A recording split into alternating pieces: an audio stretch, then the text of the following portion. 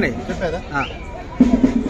నెల్లూరు జిల్లా చిత్తూరుపేట మండలం గంగపట్నం గ్రామంలో చేస్తున్న శ్రీ చాముండేశ్వరి అమ్మవారి దేవస్థానంలో 2వ తారీఖు నుంచి అమ్మవారి బ్రహ్మోత్సవాలు అనగా జాతర నిర్వహించడం జరుగుతుంది.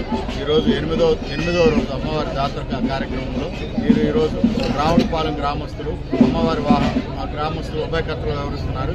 ఈరోజు అమ్మవారు పులివాహనం పైన భక్తులు దర్శించుతున్నారు. రేపు అమ్మవారి కళ్యాణోత్సవం కోర్టు నిర్వహిస్తారు. 12వ తారీఖు అమ్మవారి రథోత్సవం, 13వ తారీఖు తెప్పోత్సవం జరుగుతుంది. కావున 50 మంది భక్తులు కూడా ఈ బ్రహ్మోత్సవాల్లో పాల్గొని అమ్మవారిని దర్శించవలసిందిగా కోరుతున్నాం.